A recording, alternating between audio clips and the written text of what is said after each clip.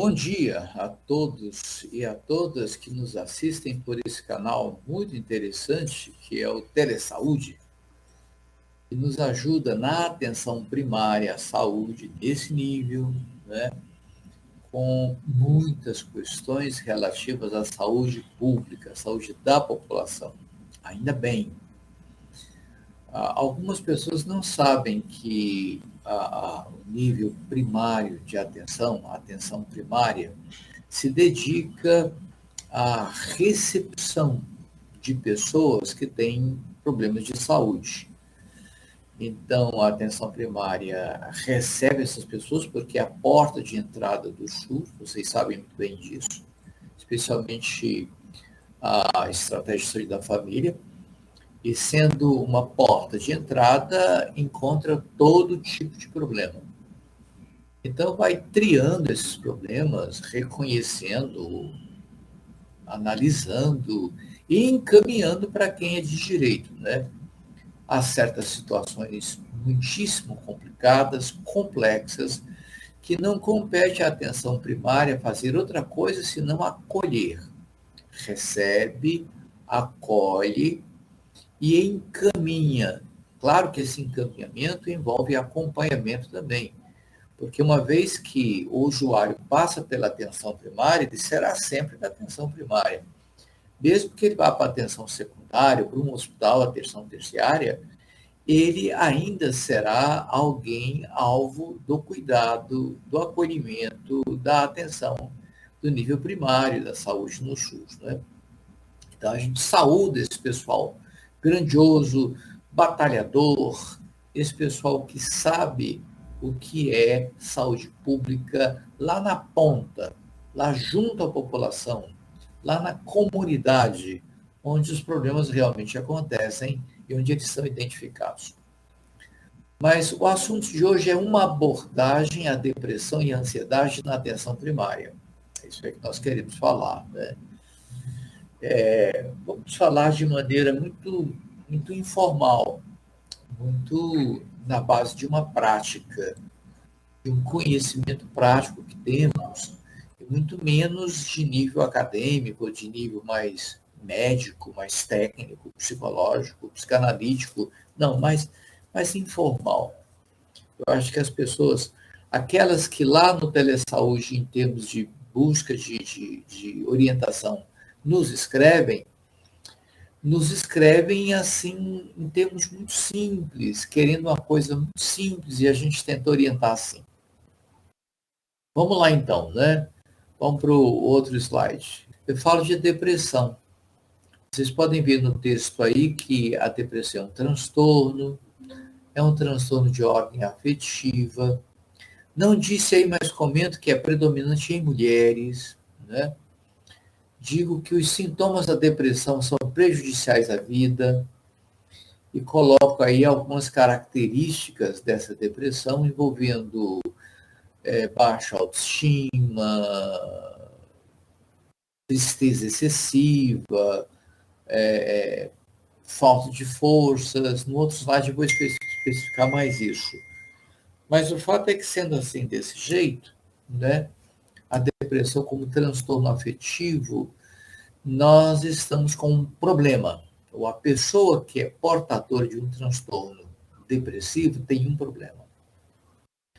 O problema é que ela tem uma queixa constante, uma queixa permanente de desinteresse pela vida, desinteresse pelo trabalho, desinteresse pelas relações, desinteresse por seu próprio cuidado, até físico, banho, etc. Tem desinteresse por tudo. A pessoa vive como se fosse um zumbi, um morto-vivo. De tal forma que esse desinteresse vai demorando, e lá essa pessoa percebe que ela não vai conseguir vencer sozinha o problema. Que o problema é maior que suas forças, maior que sua vontade, maior que sua necessidade. E aos poucos é como aquela pessoa que vai atravessar um rio a nado, e no meio do rio descobre que o único problema o único jeito de sobreviver, aliás, é se entregando às águas, é deixando as águas levar. Quer morra, quer viva, não tem mais forças. As águas do rio vão levar a pessoa para o bem ou para o mal. Sendo assim desse jeito, a maioria das pessoas, depois de um certo tempo em que tenta resistir, tenta fazer alguma coisa, tenta modificar sua conduta, ela fica tão cansada que desiste, deixa para lá, se entrega e lá no fundo da alma a pessoa percebe que precisa de ajuda. E quem é que vai ajudá-la? A família? A família ajuda um pouco, mas não compreende o que está acontecendo, então não pode fazer muito. Os amigos, pior. Os amigos percebem que a pessoa está triste, sem graça, começa a se ausentar deles e também não ajudam. Fica pior ainda. E na escola, por exemplo, se é uma criança, se é uma adolescente, se é alguém que frequenta um curso, as pessoas percebem o baixo desempenho, a falta de coragem, de forças para estudar, e não há muito o que fazer a não ser dizer, você precisa fazer alguma coisa, precisa de ajuda, precisa mudar, não pode continuar assim. Mas as pessoas com depressão ouvem isso, ficam mais tristes ainda, mais desanimadas ainda, sentindo-se muito reprovadas, e aí é que realmente se entregam à tristeza e não sabem o que fazer. E aí, dependendo da sorte ou dependendo da ocasião, essas pessoas procuram um posto de saúde, normalmente o saúde da família, e querem saber o que tem, porque elas nem sabem o que tem, sabem que estão tristes, que estão deprimidas, mas não sabem o que é isso. Deprimido? O que é deprimido? Depressão? O que é depressão? Eles não sabem. Então elas querem saber o que fazer da vida, como devem se portar, como devem resistir, como devem se tratar, se há algum remédio, se há alguma saída para eles, para essas pessoas. De sorte que algumas pessoas consideram, de fora, consideram a depressão como uma questão banal. Tem sido tão comum, tanta gente tem sofrido isso, tem sido tão frequente o número de pessoas que se dizem depressivas e não sabendo o conceito disso, ninguém sabe, quase ninguém sabe. Então as pessoas ficam muito perdidas, muito desanimadas e se torna um problema sério. Não é? Não é um problema banal, porque é frequente e não precisa ser banal. Porque é encontrar disso que se encontra em muitas pessoas, de jeito nenhum deve ser tratado como banalidade, de jeito nenhum. Para vocês terem uma ideia, a depressão chega a provocar, de fato, tentativas de suicídio, muitas, e verdadeiramente suicídios. E, às vezes, não são suicídios bem executados. Não é um autoextermínio técnico, bem executado, bem pensado, bem feito. Principalmente as mulheres têm dificuldade de executar bem o suicídio, a não ser que seja instruída a usar veneno. Mulheres usam muito veneno. Homens vão por outras vias, tiro, corta-pulso, enforcamento, etc, etc. Bem, é um problema sério, não é um problema banal, não é um problema qualquer. E se é um problema sério, deve ser enfrentado assim, seriamente. Né? Vamos lá para outro slide. Bem, ajuda muito quando a gente descreve a depressão em termos dos seus sintomas, dos seus sinais, né? Dizendo melhor. E aí eu coloquei uma lista deles que quase todo mundo coloca. Então, também coloquei aí, né? A pessoa portadora de depressão tem humor depressivo com ira. Miguel, o que é isso? Eu prefiro colocar aqui a questão da angústia. Angústia é aquele aperto no peito que a pessoa tem, aquela agonia de estar vivo, de estar fazendo alguma coisa, uma, uma dor surda, uma dor invisível que pega o corpo como um todo, principalmente o peito, a respiração, e a pessoa se sente mal. Às vezes fica sem ar, às vezes respira com dificuldade, às vezes não sabe o que fazer para aliviar a angústia, o mal-estar, a ansiedade aumenta muito, a pessoa fica irritada com outras pessoas, e isso vai durando. Quando estes sintomas duram mais de 2 meses, aí nós temos praticamente caracterizada a tal da depressão. Outra coisa, a desânimo, cansaço fácil, necessidade de maior esforço para fazer as coisas simples, um café, por exemplo, lavar os pratos, por exemplo, trocar de roupa, por exemplo, se transforma num exercício excessivamente cansativo, né? Outra coisa, diminuição ou incapacidade de sentir alegria, prazer. A coisa fica tão feia que algumas pessoas deprimidas veem o mundo em cinza, preto e cinza, preto e cinza. Realmente elas perdem a capacidade de enxergar cores, especialmente cores alegres. É por isso que se recomenda que quando se atende depressivo, a gente deve tirar da sala cores muito fortes, cores quentes, cores muito chamativas, porque isso costuma aumentar o mal-estar da pessoa deprimida. Mas ela realmente vê o mundo em cinza, com sombras, perde a capacidade fisiológica de identificar cores. Isso é uma coisa muito complicada, né? Junto com isso, a perda de alegria, do prazer em qualquer atividade, né? Naquilo que antes se considerava como algo agradável, agora não é, não vai em festa de jeito nenhum, música alegre de jeito nenhum, menino gritando na rua de jeito nenhum, menino gritando em casa de jeito nenhum, e vai por aí. Há um desinteresse por tudo, falta de motivação para fazer qualquer coisa, até sair do sofá, parar de ver TV, e ver TV, às vezes, até deixado de lado, e há uma apatia. A pessoa fica apática, quer dizer, ela não sente nada, ela não percebe nada, ela não é tocada por nada. Esse não ser tocada por nada que vem a perceber é um sinal clássico da depressão.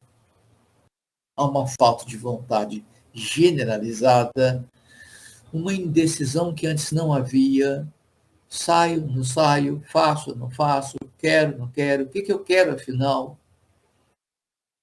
Sentimentos de medo, insegurança, desespero, pode ser estado, porque a pessoa não sente nada, não quer nada, está insegura quanto a tudo, está com angústia lá em cima, ansiedade marcando cada passo, medo, insegurança. O que sobrou?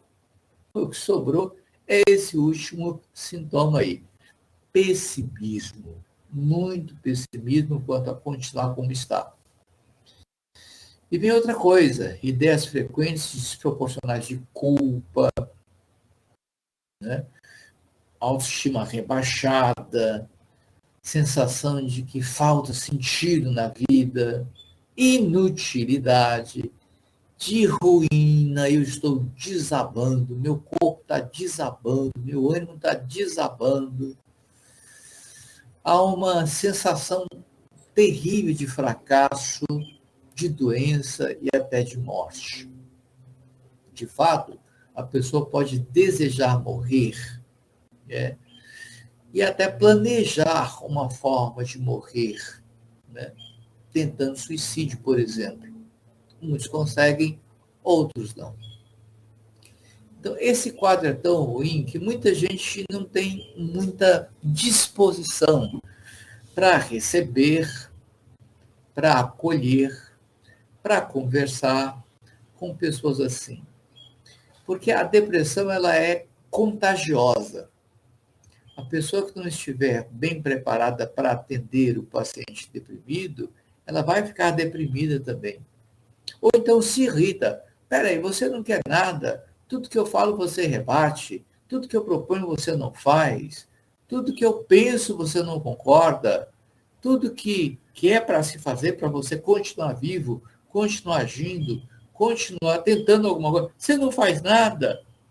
Então, a própria pessoa que atende acaba se irritando e desafiando, assim, meio na base da ameaça. Ou você faz alguma coisa, eu não te atendo mais, não te ouço mais, passo para outra. A depressão é tão contagiosa que fez até a internet cair. Se houver um deprimido assistindo esse vídeo, vai dizer assim, a culpa foi minha, o meu fracasso pegou o aparelho, né? A rede caiu por minha culpa. É porque o deprimido também é tremendamente narcísico. É um narcisismo lá em cima. Ele acha que está todo mundo triste por causa dele, está todo mundo preocupado por causa dele, está todo mundo assim, sem saber o que fazer por causa dele, está todo mundo chateado por causa dele. Ele está no centro, está no centro, está no centro então, de narciso, é um narcisista ou depressivo. É por isso que é difícil a gente aguentar uma pessoa narcísica, negativa, pessimista, com sensação de fracasso e se achando a própria glória do fracasso. Complicado isso. Tá bom. Falando em termos mais simples, né? Depressão é um insuportável.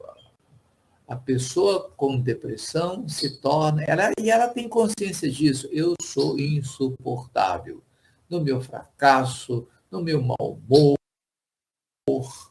na minha dificuldade. É isso aí. Então, vamos adiante? Vamos, deixa eu ver aqui se eu passo adiante. Passei.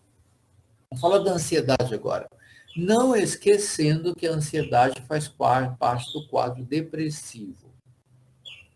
Então, a ansiedade é uma entidade nosológica que pode existir sozinha, ela pode ter a sua própria dinâmica individual, específica, singular, mas ela também pode estar integrando sintomas de depressão e outros transtornos mentais, né?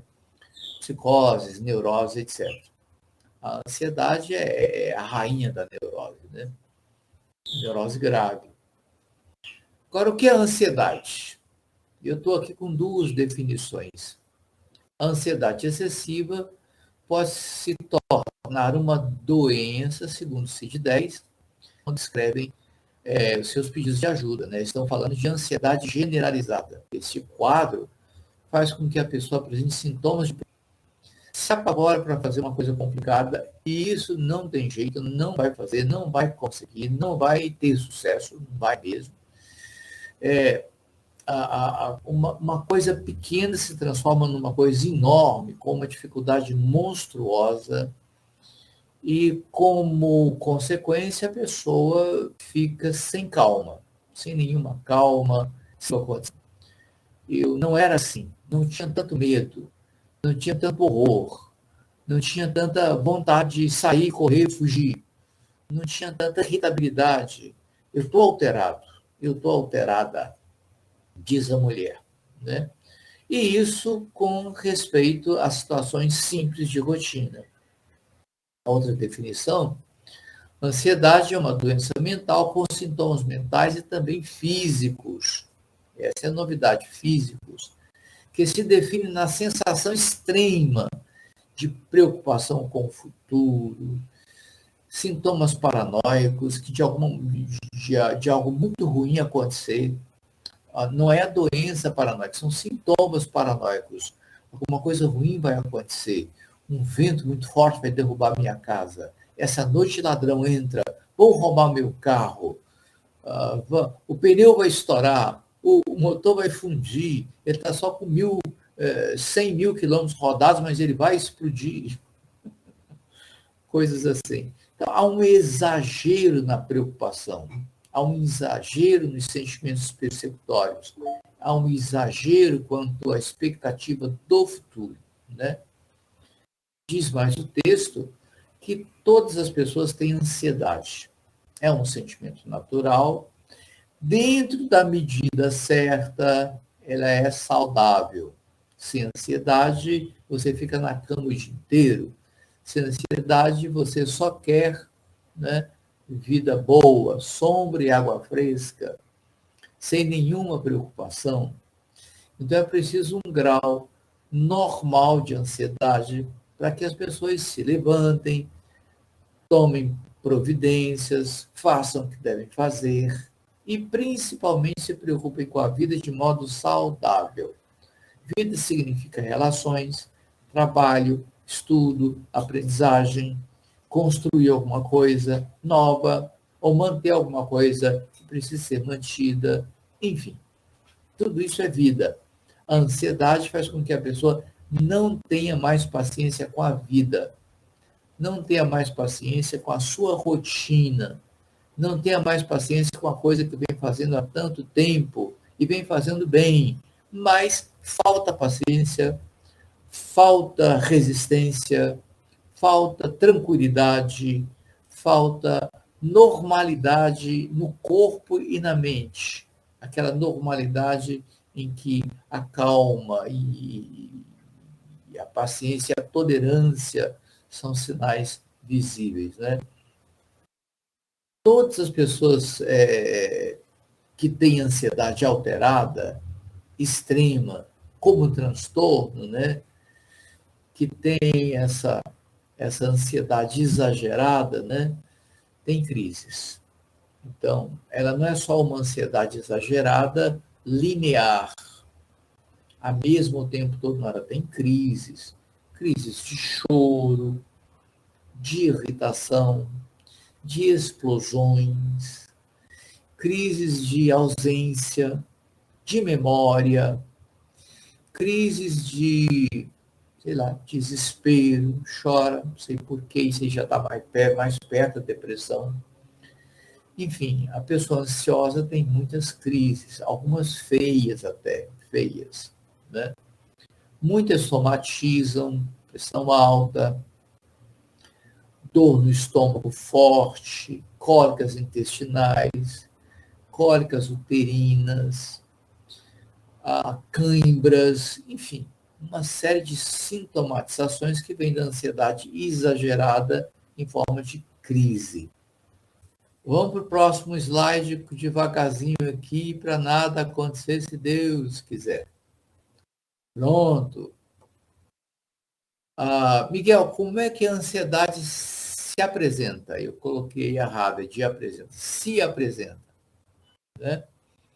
Então, você está lá no seu posto, ou você está visitando casas e, de repente, você precisa identificar as pessoas ansiosas, excessivamente ansiosas, que já estão sem graça na vida, já estão sem saber o que fazer com os seus sintomas. Como é que você vai reconhecer uma pessoa demasiadamente, excessivamente ansiosa, né? Tá.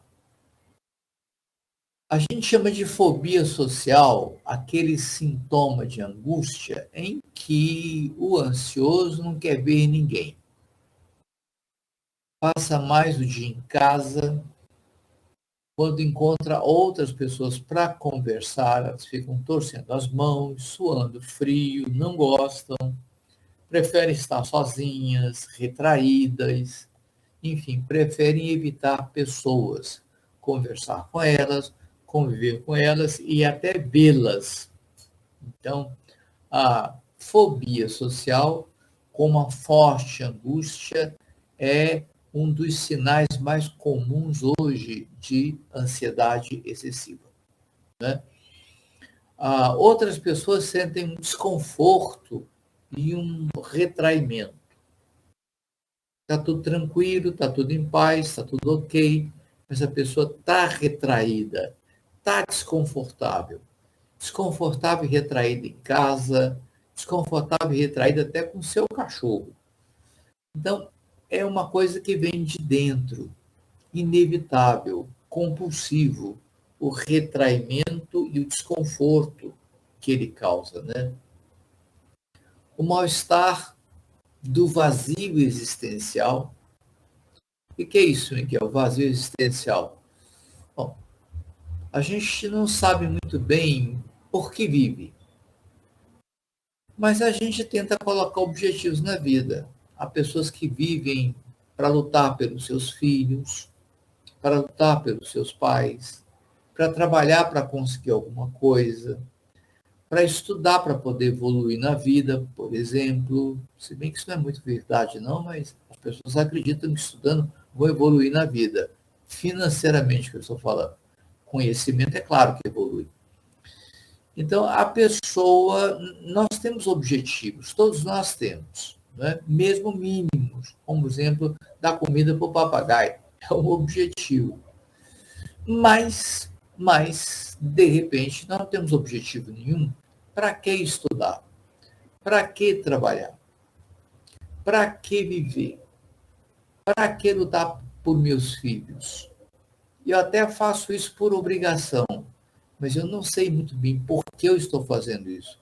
Muita má vontade no pedaço, muita má vontade a pessoa sente. E um vazio, procura dentro de si um sentido, não encontra, uma força para viver, não encontra, uma motivação para fazer alguma coisa interessante, não encontra. E a gente está chamando isso de vazio existencial. Né? E aí tem também mais sentimentos de inutilidade na solidão. Olha só, a pessoa fica sozinha, não tem muita disposição, já disse, de conversar, de interagir com outros, na solidão. E a solidão dói, a solidão machuca, a solidão produz um mal-estar tremendo, mas a pessoa não consegue deixar de amar a solidão. Temor de não ser suficientemente bom para realizar tarefas simples ou boas, né? Será que eu consigo? Será que eu vou fazer bem? Será que não vai sair uma merda? Será que não vai sair assim? Esquisito? O que é isso? Busca de soluções perigosas, escrevi errado aí.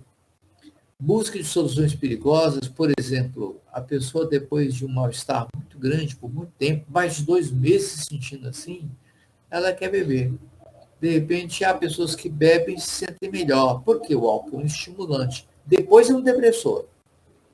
A pessoa se estimula por alguns minutos com álcool, mas logo depois, passando o efeito do álcool, principalmente dos etíricos, que passam rápido, a depressão vem rápido, é a ressaca, vem galopante.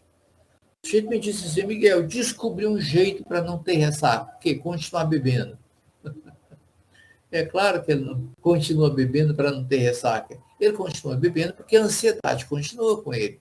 Mesmo tonta, mesmo embriagado, a ansiedade continua com ele, então ele continua bebendo, né?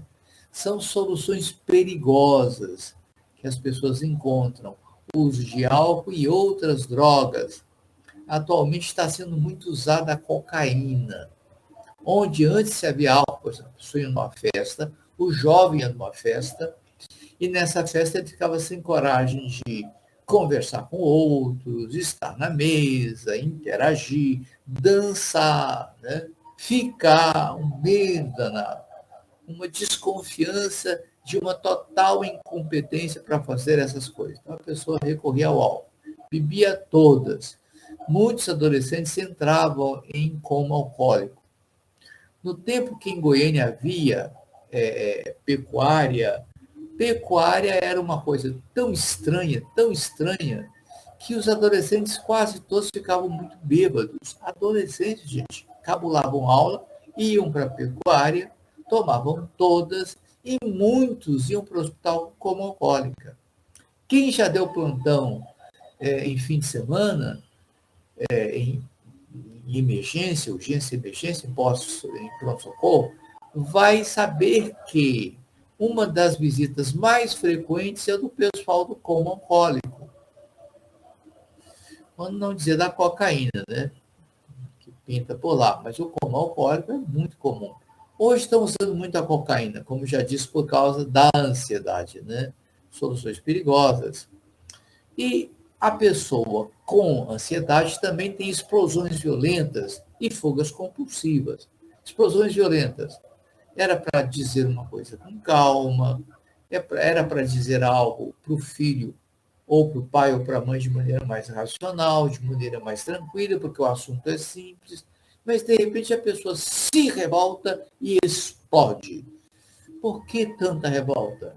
Porque uma explosão tão violenta é a angústia, a ansiedade colocando lenha na fogueira, né?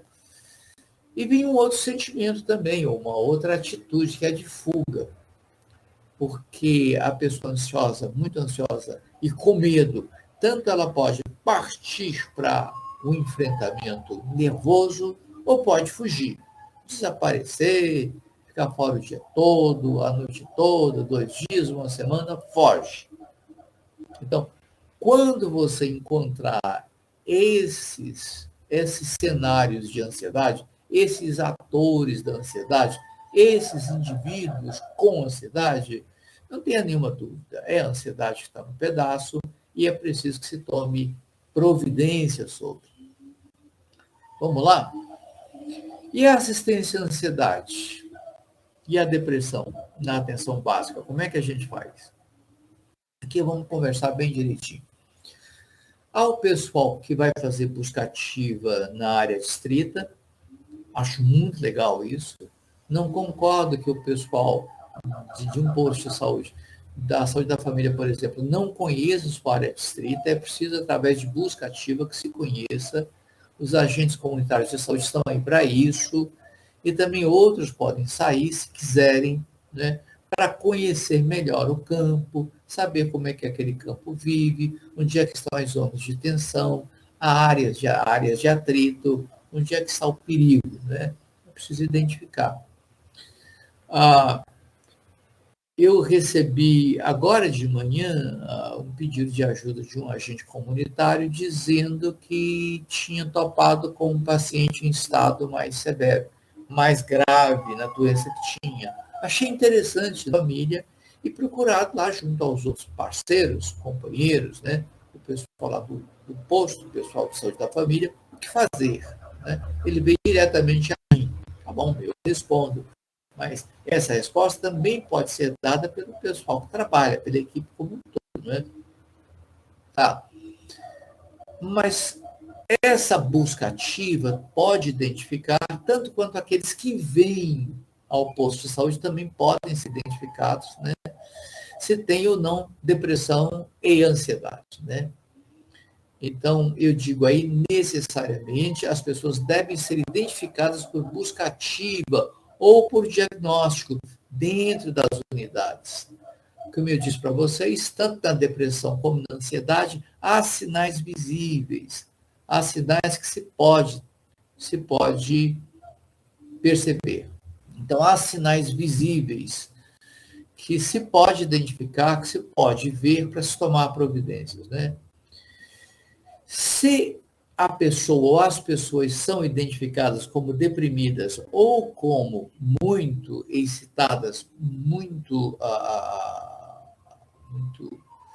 preocupadas com a sua condição, que é a ansiedade, elas devem ser encaminhadas ao atendimento médico para avaliação do comprometimento de cada usuário.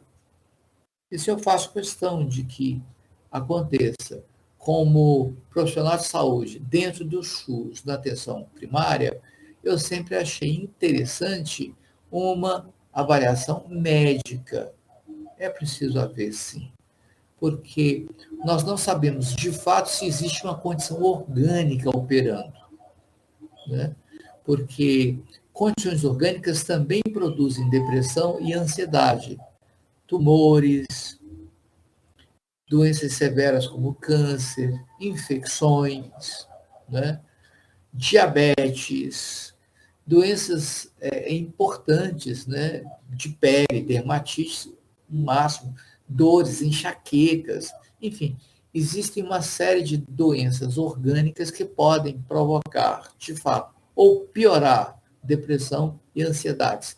Por isso é preciso que o pessoal da medicina dê uma olhada e veja de fato o que há, como é que se diagnostica isso, o que há para se fazer. Desde que seja detectada uma ansiedade, uma depressão mais severa, alguma coisa mais preocupante, então tende a haver, né, medicação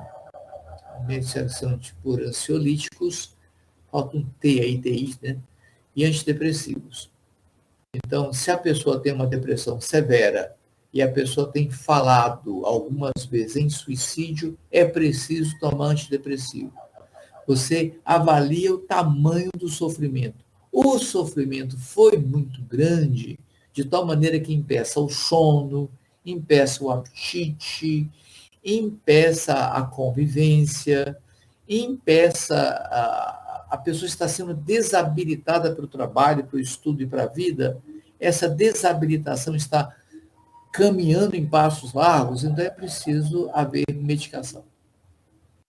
Tem uma corrente que diz, não, a medicação só em último caso, não sei.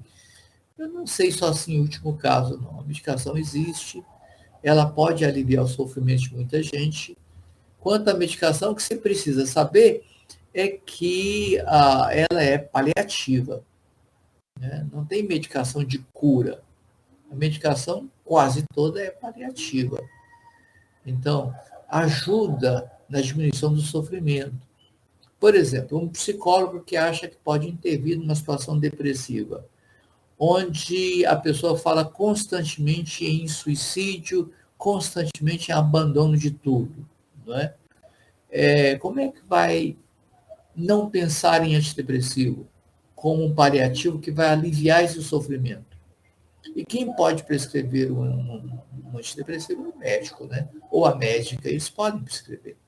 Então, é preciso que você tenha muito entendimento, que você tenha muito trabalho conjunto entre o pessoal da assistência social, o pessoal da medicina, o pessoal da psicologia, o pessoal da fono e o pessoal também do acolhimento, né? Precisa haver uma conversa mais próxima aí, e mais cooperativa, né? Então, se for, precisa haverá medicamento, ansiolíticos e antidepressivos, né? Agora, eu chamo a atenção aí. A atenção psicossocial se dará por terapia de apoio, roda de conversa, grupos de encontro e aconselhamento individual por profissionais treinados. Então, isso é que a atenção primária pode fazer. Eu escrevi errado aí porque eu estava com pressa e fui metendo bala aí e fui escrevendo rápido e saiu assim. Então, perdoem aí a caligrafia ou os erros. Então, o que eu estou dizendo, e repito mais uma vez, a atenção psicossocial. Miguel, o que é psicossocial? Psicossocial é todo aquele universo, todo aquele sistema que diz respeito a relações pessoais, a relações entre pessoas, interpessoais. Então, dentro da família, os membros da família entre si, na comunidade, com os amigos, os vizinhos, na escola, com os colegas de escola, com os professores. Então, houve a dinâmica da interação social, da inter-relação entre os atores de uma comunidade, né? Os laços feitos, os vínculos criados com o seu grupo, com o grupo maior, com o grupo menor, que é a família, esse universo das relações, dos vínculos, dos laços sociais, nós chamamos de atenção psicossocial. No SUS, na saúde mental, é a atenção psicossocial, né? Ela pode se dar, pode ser exercida, a atenção psicossocial, ela pode ser exercida por terapia de apoio. Miguel, o que é terapia de apoio? É quando eu chamo a pessoa para, por exemplo, uma vez por semana, sentar-se comigo e ela vai dizer como é que está, o que está vivendo, o que está fazendo, o que está sentindo, como é que está tocando as coisas. Por quê? Porque quando a pessoa fala para alguém com o qual tem vínculo, tem uma ligação, essa fala em si ela é restauradora. Então, não é propriamente o que o profissional de saúde fala, mas é o que ele escuta. Na medida que, especialmente no setor de saúde mental, na medida que a pessoa vai falando, essa fala vai produzindo desabafos, vai produzindo um processo restaurativo, vai produzindo um maior entendimento da situação, porque a palavra mexe com a gente. A palavra da gente mexe com a gente. Você está assistindo televisão, a televisão está falando, um programa de auditório, por exemplo, ou um programa de comunicação, por exemplo, a televisão não vai sofrer nada com aquela fala, porque é televisão. Você liga o rádio está falando, o rádio não vai sofrer nada com aquela fala, porque é rádio, é um aparelho. Mas se for uma pessoa e começar a fala vai mexer com ela de alguma forma. A fala que eu falo mexe comigo. E quando eu estou em sofrimento, precisando de ajuda, precisando de uma saída, de qualquer parte, de qualquer forma, falar ajuda muito. Então, eu não posso dizer como profissional de saúde mental, por exemplo, senta aí e me escuta. O que você está sofrendo é isso, isso, isso, o que está vivendo é isso, isso, isso, e o que você tem que fazer é isso, isso, isso. Tchau, faz isso, está aqui a receitinha, está aqui as minhas recomendações, volta na semana que vem que eu quero ver se você fez o que eu pedi. Não é isso. Isso não é apoio. Isso é direcionismo e é antiético. Eu não posso falar para as pessoas o que elas têm que fazer. Não é ético. Então, o que eu faço? Eu convido a pessoa a falar com muito jeito, empatia, simpatia e muita tolerância e muita técnica. Eu convido a pessoa a falar e vou ser sua escuta, vou escutá-la, para que ela, sendo escutada, fale cada vez mais e melhor. Nisso há alívio, nisso há modificação do sofrimento.